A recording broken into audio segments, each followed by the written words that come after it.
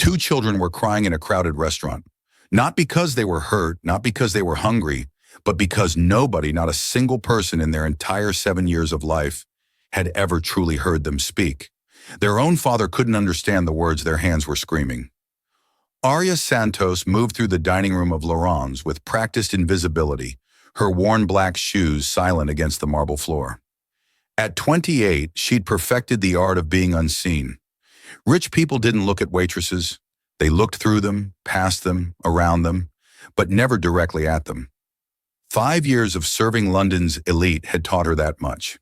She refilled water glasses with mechanical precision, her dark brown eyes fixed on the pitcher in her hands rather than the faces of the customers. The restaurant hummed with the sound of wealth, crystal clinking against china, low conversations about stock portfolios and Mediterranean vacations, the rustle of designer clothing worth more than her monthly rent. Then she heard it. Not a sound exactly, but the absence of one. A silence that felt louder than all the noise around it. Arya's head lifted, her long dark hair swaying as she turned toward the corner table. A man sat there, tall and broad-shouldered even while seated, his dark hair slightly disheveled despite the expensive cut. His blue eyes, striking against his olive skin, stared down at two children across from him with an expression Arya recognized immediately. Helplessness. The raw, desperate kind that came from loving someone you couldn't reach. The children were identical in age but not in appearance. A boy and a girl, both 7 years old, both with the same dark hair and blue eyes as their father. The boy, thin and watchful, picked at his untouched pasta with mechanical movements. The girl pressed herself against the leather booth, tears streaming down her delicate face, her small hands moving in rapid, desperate gestures that her father clearly didn't understand. Beside them sat a woman in her 50s, gray hair pulled back in a severe bun, her pinched face twisted in disapproval. She reached out and slapped the girl's hands down. "Stop that," the woman hissed. "It's rude." Arya's pitcher nearly slipped from her fingers. The girl's hands had been signing. The boy's mechanical movements weren't fidgeting. They were signs too, smaller ones, defeated ones, the kind that came from years of being ignored. These children were deaf, and nobody was listening. Arya didn't think about the consequences. She didn't worry about the powerful man who might get angry or the manager who would fire her for interfering with customers. She just set down her water pitcher on a nearby empty table and walked directly toward the corner booth, her heart hammering against her ribs. When she reached their table, she knelt down beside the children, bringing herself to their eye level. Her hands moved before she could second-guess herself, forming shapes she hadn't made in 7 years, shapes that still felt as natural as breathing, despite the pain they carried. "Hello, little ones," she signed, her graceful fingers flowing through the air. "What are your names?" The change in those children was instant and absolute. The boy's blue eyes went wide with shock, his whole body going rigid. The girl stopped crying mid-sob, her tear-stained face transforming as if someone had flipped a switch and flooded a dark room with light. For a moment, neither child moved. They simply stared at Arya as if she were a miracle they'd stopped believing in. Then the boy's hands exploded into motion, signing so fast his fingers blurred. The girl actually laughed, a sound that was slightly unclear but filled with pure joy, and launched into her own rapid signs. "I'm Oliver," the boy signed with enthusiasm that bordered on desperation. "This is my sister, Sophie. Can you really understand us? Nobody else ever does." Arya felt something crack open in her chest. She smiled even as tears pricked her own eyes and signed back. "I can understand you perfectly, sweetheart." Sophie's small hands moved hesitantly, and as if afraid the answer would shatter this impossible moment. "Why is everyone always angry at us? We try so hard to be good." The question hit Arya like a physical blow. She looked up at the man at the table, the father, and saw him staring at her with an expression she couldn't quite read. Shock, certainly, but also something deeper. Something that looked like grief mixed with desperate hope. What did she ask? His voice was rough, barely steady, with the accent of someone educated at Britain's finest schools. Arya hesitated. She was just a waitress, and this was Daniel Reed. She'd heard the other servers whispering about him when he'd arrived. one of London's wealthiest men, owner of a chain of luxury hotels across Europe. The kind of man who could have her fired with a snap of his fingers. But looking at these children, she found courage she didn't know she possessed. She asked why everyone is always angry at them, Arya said, her voice carrying more emotion than she intended. They think they're being bad when they're just trying to talk. The man's jaw tightened. The gray-haired woman shifted uncomfortably. Mr. Reed, I've been trying to teach them proper behavior, the woman began. Proper behavior? Arya's voice rose before she could stop it. They're 7 years old, trying to talk to their father. There's nothing improper about that. The restaurant went silent. Every eye in the dining room turned toward the young waitress who had just challenged one of London's wealthiest men. Arya realized her mistake too late. She started to stand, to apologize, to disappear back into the invisibility that had protected her for 5 years. But Daniel Reed's hand caught her wrist. Not hard, not threatening, but urgent. Don't, he said quietly, his blue eyes locked on hers with an intensity that made her breath catch. Don't stop talking to them. Oliver tugged on Arya's black apron, his hands moving rapidly.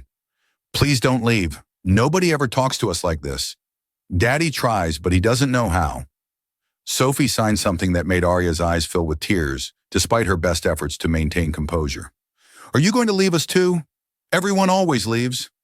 I'm not going anywhere right now, Arya signed back, her hands steady even as her heart broke.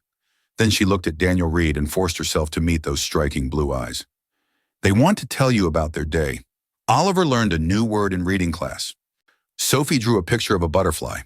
Daniel stared at her as if she'd just spoken in a foreign language. They want to tell me about their day? They always want to tell you about their day, Arya said gently. They just haven't had anyone to help them. For a moment, this powerful man looked completely lost. Then something shifted in his expression, a decision being made in real time. Mrs. Harrison, he said without looking at the gray-haired woman, you're dismissed, permanently. The woman sputtered. Mr. Reed, surely... Now. His voice left no room for argument. Mrs. Harrison gathered her belongings with shaking hands and left, her face flushed with humiliation and anger. Daniel's eyes never left Arya's face. What's your name? Arya Santos. Arya. He said it carefully, as if testing how it felt on his tongue. Sora, how do you know sign language?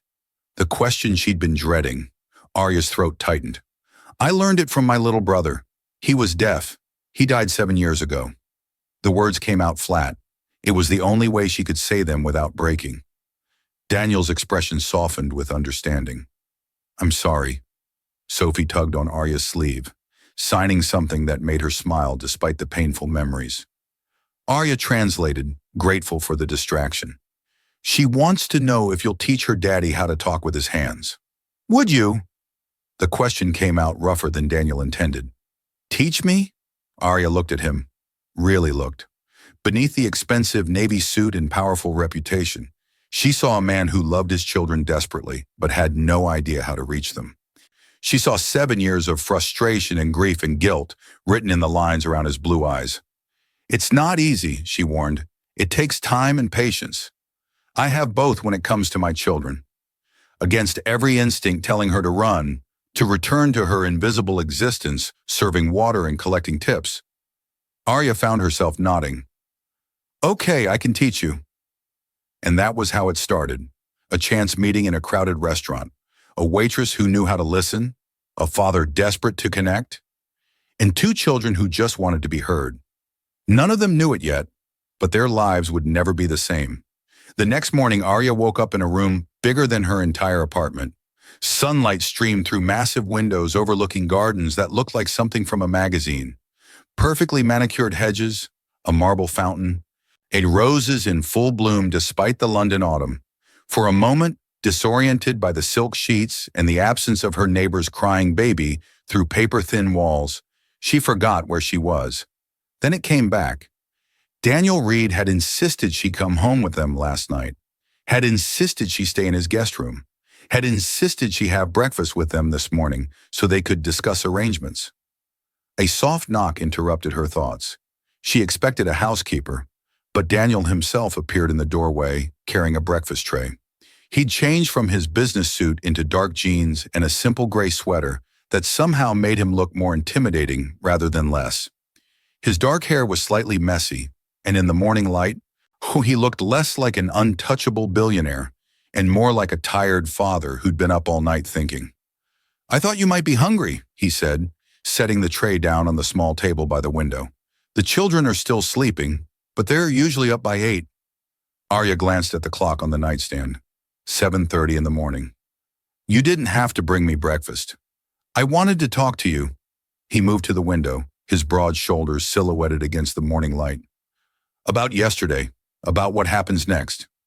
Arya sat up, suddenly aware she was wearing an oversized t-shirt someone had left for her, and her long dark hair was a mess. "What do you mean?" Daniel turned to face her, his blue eyes studying her carefully. "My children haven't smiled in months. Yesterday, they couldn't stop laughing. They slept through the night without nightmares for the first time in weeks." He paused and something vulnerable flickered across his strong features. "I need you to stay." "Stay? Move in. Become their teacher, their caregiver, their voice." His voice dropped. "I'll pay you more than you can imagine. You'll have your own space, complete privacy, everything you need. And in return, you give them what I can't." His voice cracked slightly. Understanding, connection, love. Arya stared at him, seeing the desperation he was trying to hide beneath the business proposal. "This isn't just about the children, is it?" Daniel's jaw tightened. "What do you mean?" "You're scared." The words came out softer than she intended. "Not of business rivals or financial problems. And you're scared of your own children because you don't know how to reach them." The accuracy of her observation hit him visibly. "Is that so wrong? They're the most important people in my world, and I'm failing them every single day." "You're not failing them," Arya said, her voice gentle despite the awkwardness of this conversation happening while she sat in his guest bed. "You're just lost. But hiring me to fix your relationship isn't the answer. You have to do the work yourself." "Then help me do the work." It wasn't a command. It was a plea from a man who'd probably never pleaded for anything in his life. Arya thought of Oliver's excited hands telling stories nobody understood, of Sophie's tears when she thought nobody was listening, of her brother Miguel, who died at 15 from complications of meningitis, who'd spent his last conscious hours signing "I love you" over and over while Arya held his hand. She'd sworn she'd never use sign language again after Miguel died. The grief was too much. Every gesture reminded her of what she'd lost. "But these children, I can't live here permanently," she said finally. "But I can help you learn sign language, really learn it, and I can work with the children, help them understand that being deaf isn't something to be ashamed of." "What do you need?" "Time, patience, and a promise that you won't give up when it gets hard." Daniel stepped closer, and Arya was suddenly aware of how tall he was, how his presence seemed to fill the room. "I don't give up on things that matter to me." The intensity in his voice made her shiver. A crash from downstairs broke the moment, followed by excited voices, or rather, the sound of small feet running and something metallic hitting the floor. Daniel immediately tensed, but Arya smiled. "That's just the children." They found Oliver and Sophie in the kitchen covered in flour, attempting to make pancakes with the confused help of a kind-faced woman in her late 40s, who Arya would later learn was Maria, the housekeeper. Both children froze when they saw their father, their expressions shifting from joy to worry in an instant. "We wanted to make breakfast for Arya," Sophie signed hesitantly, her small flour-covered hands moving carefully. "Are we in trouble?" Daniel looked helplessly at Arya, who translated with a gentle smile. "Tell them they're not in trouble," Arya said. "Tell them next time to ask Maria for help before they start cooking."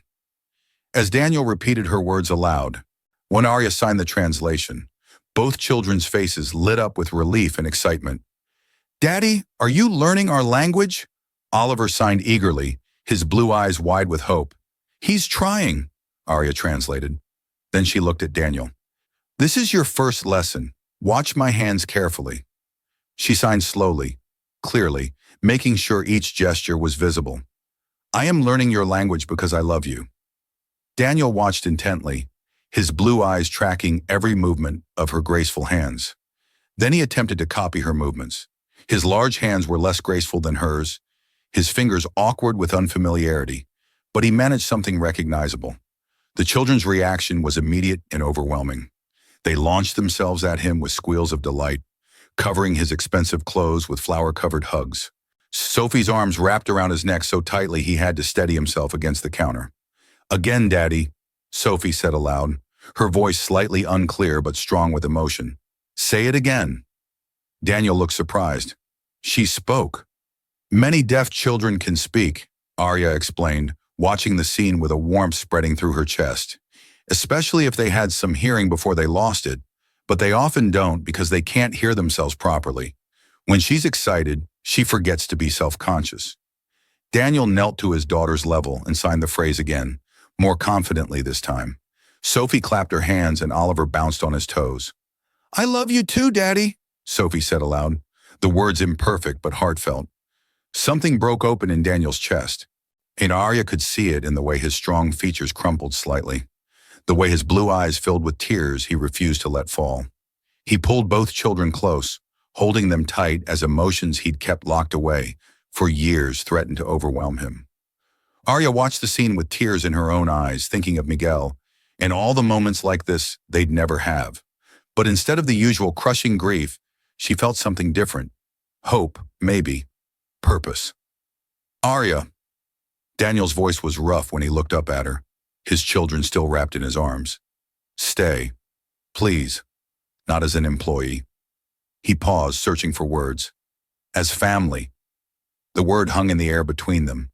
Arya looked at the children, who were watching her with identical expressions of hope, then at Daniel, whose blue eyes held a vulnerability that took her breath away. "I'll stay," she said quietly. "For them."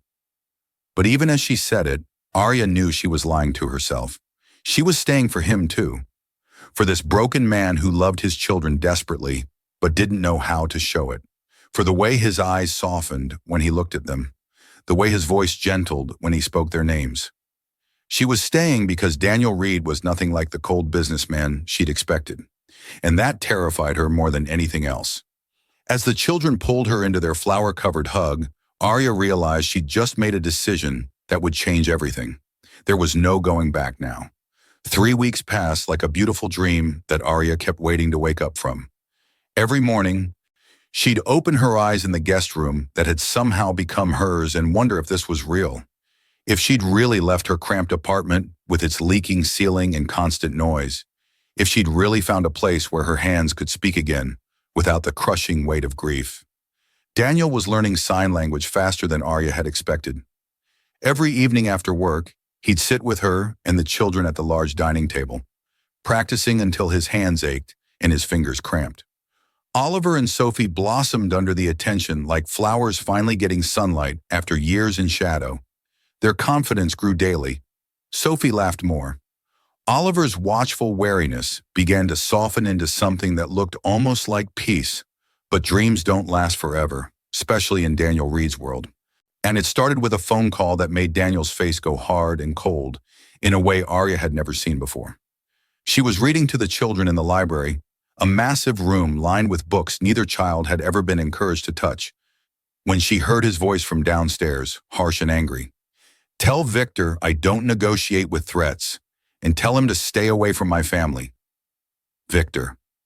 Arya had heard whispers about Victor Klov at Laurent's, back when she'd been just another invisible waitress. A Russian businessman who owned half the nightclubs in London and ran them like his personal empire. A man who saw family as weakness and loyalty as something to be bought.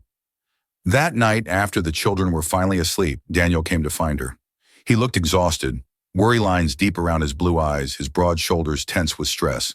"Do I need to tell you something?" he said quietly, sitting down heavily in the chair across from her in the library. "About my business. About the kind of man I am." "You don't have to." "Yes, I do." He ran a hand through his dark hair, making it stand up even more. "I'm not just a hotel owner, Arya. I mean, I am, but that's not all. I control security contracts, private real estate deals, things that aren't always completely legal. I've made enemies, powerful ones." Arya's heart sank, but she wasn't entirely surprised. Nobody accumulated the kind of wealth Daniel had without making compromises. "Victor Klov?" You know him? I know of him. Everyone does. She paused, studying Daniel's tense posture. Is he threatening you? He's threatening my children. Daniel's voice was flat, controlled, but Arya could hear the fear underneath. He wants me to sign over 3 of my hotels. If I don't, he's promised to hurt what matters most to me. His blue eyes met hers. The children and you. The words hung in the air between them. Arya realized that somehow in 3 short weeks, she'd become part of what Daniel protected, part of what he cared about. What are you going to do? I'm going to protect my family. His voice was firm, leaving no room for doubt. All of my family. The way he said family, including her in that word, made something warm and terrifying unfurl in Arya's chest. The next morning, Arya woke to the sound of cars in the driveway. Not the usual quiet arrival of Daniel's staff, but the aggressive rumble of multiple engines. She went to the window and her blood ran cold. Black SUVs surrounded the house. Men in dark suits were positioning themselves around the property like chess pieces. Through the early morning mist, she could see more vehicles blocking the main gate. Arya ran to the children's rooms. Oliver and Sophie were still sleeping peacefully, unaware of the danger outside. She gently shook them awake, her heart hammering. Listen to me carefully, she signed, keeping her movements calm despite the fear racing through her. We need to play a quiet game right now. Stay close to me and do exactly what I say. The fear in her hands must have shone through despite her best efforts, because both children nodded seriously, their blue eyes wide. Downstairs, Arya could hear voices. Daniel's, calm and controlled despite the circumstances. And another voice, heavily accented, cruel in a way that made her skin crawl. You've become soft. Read. Weak. This is what happens when a man cares about something. It makes him vulnerable. Get out of my house, Victor. Not until you sign the contracts, or perhaps I should have a conversation with your children. I'm sure they'd be very persuasive. Arya's heart hammered against her ribs. She looked around Oliver's room desperately, trying to think. The panic room. Daniel had mentioned it once, behind the bookshelf in his office downstairs. She signed quickly to the children. We're going to go downstairs very quietly. If I tell you to run, you go to your father's office and hide. Understand? Both children nodded, fear clear on their delicate faces, but trust shining in their eyes. They made it halfway down the stairs when Arya heard gunshots. Not many, just 2 sharp cracks that made her freeze, her whole body going rigid. And then silence, which was somehow worse. She pushed the children behind her, her mind racing through options. Then she made a decision that she'd question for the rest of her life. Stepping into view with both children behind her, Arya called out, her voice steadier than she felt. Mr. Clov, I think you're looking for us. Every head in the foyer turned toward her. Daniel's face went white with fury and terror. Arya, get them out of here, now! I'm afraid she can't do that, Clov said, and Arya got her first clear look at him. He was tall, nearly as tall as Daniel, with sandy blonde hair slicked back and cold gray-blue eyes that looked at the children the way someone might look at valuable property. His pale face held no warmth, no humanity. Bring them here, girl. Arya's hands moved behind her back, Wang signing rapidly where only the children could see. When I say run, you go to the panic room. Don't look back. Don't wait for me. We won't leave you, Sophie signed back, her small hands trembling. You will, because that's how you keep your daddy safe. Arya walked forward slowly, the children beside her. She could see Daniel preparing to move, his whole athletic body coiled like a spring ready to release. The other men, Clov's security, had their attention divided between Daniel and the approaching trio. That's far enough, Clov said when they were halfway across the marble foyer. Children, come here. Run, Arya shouted, then threw herself sideways. Everything happened at once. Daniel moved like lightning, his fist connecting with the nearest man's jaw with a sickening crack. The front doors burst open as Daniel's own security team flooded in. Arya hit the marble floor hard, scrambling toward the children who were frozen in terror. Go now, she signed desperately. Oliver grabbed his sister's hand and they ran, disappearing toward Daniel's office as chaos erupted around them. Arya tried to follow, but someone grabbed her ankle, dragging her back across the smooth marble. She kicked and screamed, fighting with everything she had. Let her go! Daniel's voice cut through the noise, deadly and cold in a way that made even Clove's men hesitate. Or what, Reed? Clove sneered. The punch Daniel threw was savage, fueled by fear and rage and 7 years of frustrated love. Clove went down hard and didn't get up, blood streaming from his nose. Anyone else? Daniel asked quietly, looking at the other men with an expression that promised violence. Nobody moved. Within minutes, Clove and his men were being dragged out by Daniel's security team. The house was secure again, but Arya was shaking so hard she couldn't stand. Her olive skin had gone pale, her dark eyes wide with shock. Daniel pulled her into his arms, holding her tight against his broad chest. You're okay. I've got you. The children, she gasped against his expensive shirt. Are they safe? Samuel's checking the panic room now. A moment later, Samuel, Daniel's head of security, a muscular man with kind eyes despite his intimidating build, appeared with 2 terrified but unharmed children. They ran to Arya and Daniel, who caught them both, holding on like they'd never let go. And in that moment, covered in fear and relief and the aftermath of violence, something shifted between Daniel and Arya. They'd become a family in the truest sense, and neither of them was letting go. The house felt different after that day, safer somehow with the doubled security and new protocols, but also more fragile. Daniel stayed home from work for the next week, unable to leave his children, his family, out of his sight. Late one night, Arya found herself unable to sleep. The adrenaline had long since worn off, replaced by a bone-deep exhaustion that somehow wouldn't let her rest. She wandered down to the garden, wrapping her cardigan tight against the autumn chill. Can't sleep? Daniel's voice came from behind her. She turned to find him standing in the doorway, backlit by the warm glow from the house. He'd changed into jeans and a soft sweater, his dark hair messy in a way that made him look younger, more vulnerable. Every time I close my eyes, I see it all again, Arya admitted quietly. I keep thinking, what if I'd made the wrong choice? What if the children had been hurt because of me? You saved them. Daniel's voice was fierce as he moved to sit beside her on the garden bench. You were incredibly brave. I was terrified. Bravery isn't the absence of fear, Arya. It's doing what needs to be done, despite the fear. He paused, his hand finding hers in the darkness. You protected my children like they were your own. Arya felt tears prick her eyes. They feel like my own. The confession hung in the air between them. Daniel's thumb traced circles on the back of her hand, a gesture so gentle it made her heart ache. Can I tell you something? He asked quietly. Of course. When I saw Clove's man grab you, when I saw that gun pointed at your head, something in me just snapped. His voice was rough with emotion. In that moment, I wasn't thinking about business or strategy or consequences. I was thinking that I couldn't lose you, that my children couldn't lose you, that I couldn't lose you. Arya's breath caught. Daniel, I know it's too soon. I know we've only known each other a few weeks, but Arya, he turned to face her fully, his blue eyes intense in the garden lights. Somewhere between watching you teach my children to believe in themselves again and seeing you risk your life to protect them, I fell in love with you. The words hung in the garden air, beautiful and terrifying. You don't have to say anything, Daniel continued quickly. I just needed you to know. Needed you to understand why I'm going to do everything in my power to keep you safe. Why I'm never going to let anyone threaten you or the children again. Arya turned to face him, her dark eyes shining with unshed tears. Do you want to know what I was thinking when that gun was pointed at me? Daniel's jaw tightened, but he nodded. I was thinking that I couldn't leave those children, that they'd already lost so much. Their mother, their connection to their father, their voice in the world.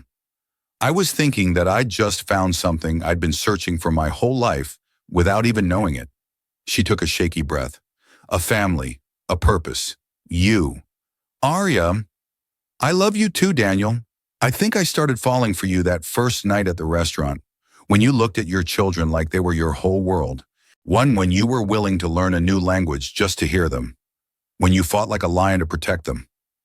Daniel's hand came up to cup her face, his thumb brushing away a tear that had escaped. I don't deserve you. That's not your choice to make. Arya smiled through her tears. Besides, those children need both of us. You're learning to hear them, and I'm learning to be strong for them. Together, we're what they need. Together, Daniel repeated, testing the word. Then he leaned in and kissed her, soft and sweet and full of promise. When they finally pulled apart, both breathless, Arya laughed softly. The children are going to be impossible about this. They've been signing about it for days. What have they been saying? Oliver thinks you make moon eyes at me during lessons. Sophie has been planning our wedding since week 2. Daniel groaned, but he was smiling. They're 7. How do they even know about these things? They're very observant and very hopeful. Arya's expression grew serious.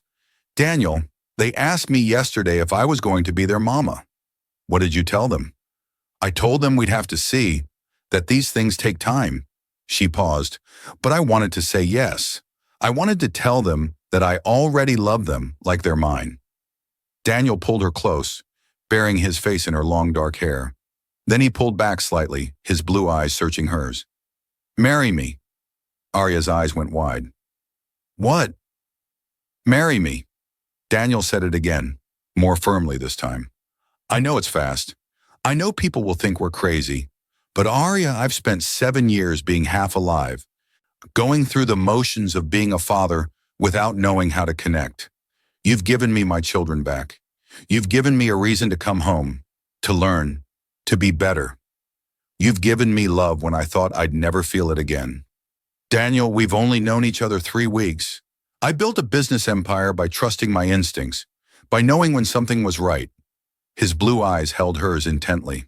This is right, Arya. You, me, Oliver, Sophie, we're right.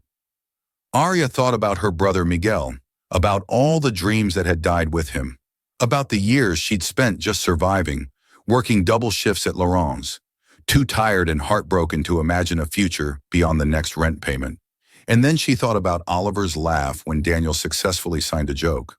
About Sophie's artwork that now covered the refrigerator, about bedtime stories in sign language and flour-covered breakfast attempts, about this man who'd somehow become her whole world in 3 short weeks. Ask me properly, she whispered. Daniel slid off the bench and knelt before her in the garden, taking both her hands in his large, strong ones. Arya Santos, will you marry me? Will you be my wife, a mother to my children, my partner in everything? Will you help me build something beautiful and real and lasting? Arya felt tears streaming down her face, but she was smiling. Yes, I'll marry you. Daniel stood and kissed her again, and this time it felt like a promise, like a beginning, like coming home. From an upstairs window, 2 small faces watched with matching grins before scampering back to bed, not already planning what they'd sign to their new mama in the morning. 4 weeks later, Arya found herself in Daniel's home office, searching for the children's medical records. Oliver had a doctor's appointment the next day, and the pediatrician had requested his vaccination history. Daniel was at a business meeting downtown, and Maria had pointed her toward the filing cabinet where he kept important documents. The filing cabinet was organized with the precision of someone who'd built an empire through attention to detail. School records, insurance documents, property deeds, and then, in a folder marked simply Medical Private, Arya found something that made her blood run cold. DNA test results. Dated 7 years ago, just after the twins were born. Her hands trembled as she read the clinical language. Paternity test. Where's sample A? Daniel Reed. Sample B? Oliver Reed. Sample C? Sophie Reed. Result: probability of paternity, 0.00%. The words blurred in front of her eyes. She read it again, certain she'd misunderstood. But the conclusion was clear, stamped at the bottom in bold letters. Daniel Reed is excluded as the biological father of the tested children. Arya's mind raced. Daniel didn't know. He couldn't know, or he would have said something, done something. But if he didn't know, then why was this test here? Had his late wife known? Had she done this behind his back? She kept searching, her hands shaking now. More documents, prenatal records showing genetic screening, an envelope marked confidential containing a letter from a London laboratory. And then, buried at the bottom of the folder, another DNA test. This one more recent, from 6 months ago. Someone had tested the children again. Father's name, Victor Clove. Result: probability of paternity, 99.9%, Arya's knees gave out. She sank into Daniel's leather desk chair, the papers scattered across the polished wood surface. Victor Clove wasn't just Daniel's business rival, he was the twins' biological father. The pieces fell into place with sickening clarity. Daniel's late wife had had an affair with Clove. The twins weren't Daniel's children biologically. And Clove knew, had known for months. That's why he'd come to the house, not just to threaten Daniel's business, but to claim what was legally his. The children Daniel loved with every fiber of his being, the children he'd learned a new language for, the children he'd fought armed men to protect. They weren't his. Arya's hands moved to gather up the papers, to hide them, to protect Daniel from this truth. But it was too late. She heard footsteps in the hallway, Daniel's voice calling her name. He appeared in the doorway of his office, his expression shifting from warm greeting to confusion as he saw the papers spread across his desk. "Arya, what's wrong?" She couldn't speak, couldn't find words to soften this blow. She just looked at him, tears streaming down her face. As Daniel's blue eyes moved to the papers on his desk, he went very still. Then, with movements that seemed to happen in slow motion, he walked to the desk and picked up the DNA test results. Arya watched as understanding dawned on his face, watched as 7 years of fatherhood suddenly became something different, something uncertain. "They're not mine," he said quietly, not a question, and a statement of fact that seemed to hollow him out from the inside. "Daniel, Victor Clove is their biological father." He said it calmly, too calmly, in the voice of a man in shock. "That's why he came. Not for the hotels. For them." "You didn't know." Arya stood, moving toward him. "Daniel, you didn't know." 7 years, he said, still staring at the papers. 7 years of being their father, of loving them, of trying so hard to reach them. His voice cracked. "They're not even mine. They are yours," Arya said fiercely, grabbing his arms and forcing him to look at her. "You've been their father in every way that matters. You've raised them. You've loved them. You've learned to speak their language. DNA doesn't change that. The law will see it differently." Daniel's blue eyes were hollow. "Victor has legal rights, biological rights. If he wants custody, then we fight him." "How?" "Arya, he has proof. Undeniable scientific proof that those children are his." "And you have 7 years of proof that they're yours," Arya shot back. "You have their love, their trust, their whole lives. You think a court is going to give custody to a stranger, biological father or not?" Daniel looked at her, something like hope flickering in his eyes. "You think—" The sound of small feet on the stairs made them both freeze. Sophie appeared in the doorway, her small face curious, her hands already moving in sign language. "Why are you and Mama crying?" she signed. Daniel's expression shattered. He knelt down, pulling his daughter, because she was his daughter no matter what any test said, into his arms. "Everything's going to be okay, sweetheart," he signed back, his large hands forming the shapes Arya had taught him. "I promise." But over Sophie's head, his blue eyes met Arya's, and in that look, she saw a question that terrified her. What if Victor Clove came back? What if he demanded his biological children? What if the law said DNA mattered more than love? What then?